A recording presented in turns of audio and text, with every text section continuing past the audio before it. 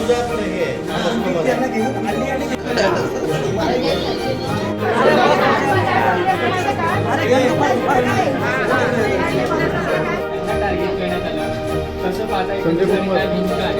आज अतिशय निंदनीय प्रकार घडलाय सभागृहामध्ये व दादागिरीचा प्रकार आहे हा.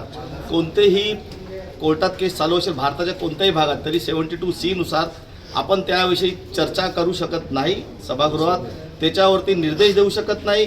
तिकडे गवते मॅडम बोलतात त्याचा लायसन्स रद्द करा, भूखंड परत घ्या, म्हणजे मग कोर्टात जायचा कशाला? जब हायकोर्ट बसलाय तिथे निर्णय घ्यायला, त्यांच्यामध्ये सभागृहातच डिसिजन घेतात आहे.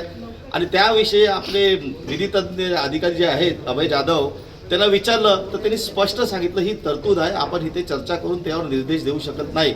तर हे खोटं असेल त्याला निलंबित करा. आज एक दलित समाजाचा माणूस स्वतःच्या शिक्षणाच्या जोरावर इथपर्यंत पोहोचलेला आहे, त्याला आपण कुठेतरी अभिमान बाळगला पाहिजे त्याचा, तर त्याला उलटा दाबला जात आहे. आणि असं ठरलं होतं का एखाद्या सिनियर काउन्सिलचं ओपिनियन मागवा आणि मग निलंबित करा, तर अजून ओपिनियन आलं पण नाही लगेच निलंबित करून टाका. हा कुठेतरी अन्याय घडत आहे, ही कुठेतरी दादागिरी आहे आणि अतिशय लोकशाहीचा खून चालू आहे. ज्या बाबासाहेब आंबेडकरांनी घटना लिहिली त्या घटनेचा विषय तो सांगत होता ना, त्याच्याविषयी पण थोडं तरी आदर ठेवायला पाहिजे. नाही निलंबित करा म्हणजे ही कोणतीही जिद्द झाली.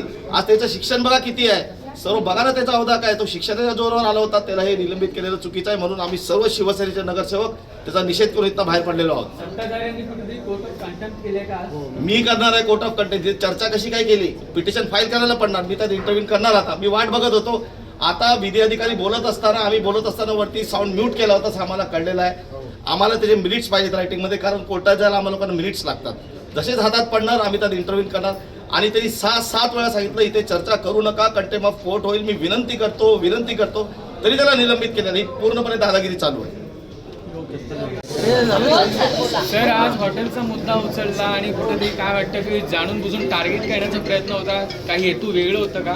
आज तुम्ही पाहिलं असेल या ठिकाणी ही जी नवी महानगरपालिकामध्ये जी महासभा भरलेली आहे, आपल्याला डॉक्टर बाबासाहेब आंबेडकरांनी जी संविधान दिलेलं आहे त्याची या ठिकाणी हत्या झाली हे मी आवर्जून सांगतो. कारण या ठिकाणी ज्या घटनेमध्ये हे लिहिलेलं आहे की जे न्यायप्रविष्ट विषय आहे तो खरंच महासभेमध्ये चर्चेस आणण्यास मनाई असते. कारण कसं आहे की याच्यामध्ये माननीय न्यायालयाने ऑलरेडी आदेश दिलेले आहेत की तुम्हाला पर्यायी 3 भूखंड दिलेले आहेत, त्या भूखंडावरती तुम्ही कामकाज सुरू करा.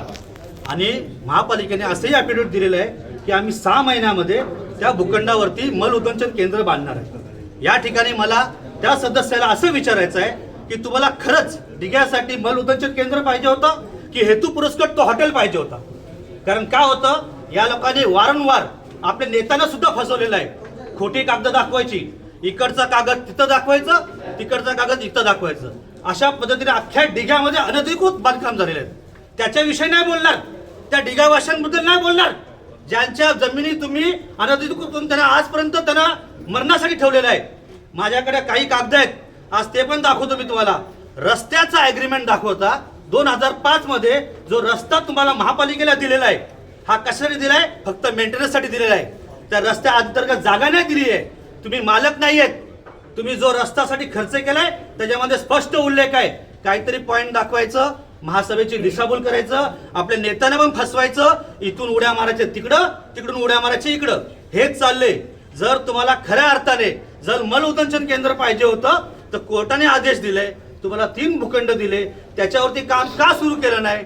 तुम्ही म्हणता वारंवार की आमचे भूखंड गेले चोरीला, आमचे भूखंड गेले चोरीला. मग तुम्हाला 1 रुपया किमतीमध्ये जे भूखंड MIDCने दिलेले आहेत ते का ना ताब्यात घेतले? आज 2 वर्ष झाले हे भूखंड तुम्हाला दिल्यात, तुम्ही हे ताब्यात न घेता तुम्ही फक्त हेतू पुरस्कार काहीतरी पाहिजे होतं म्हणून तोच भूखंड पाहिजे. हा का अट्टहास? जर तुम्हाला खऱ्या अर्थाने डिगावासियांचं जर हित जपायचं होतं तर तुम्ही त्या गोष्टीसाठी जर प्रयत्न करायला पाहिजे होतं. आज या ठिकाणी हे तुम्हाला मी एक कागद दाखवतो. ही कुणाची कंपनी आहे? अथर्व रॉयलिन. कुणाची सही आहे? वाचून घ्या, हे कागद नीट वाचून घ्या. हा काय प्रकरण आहे?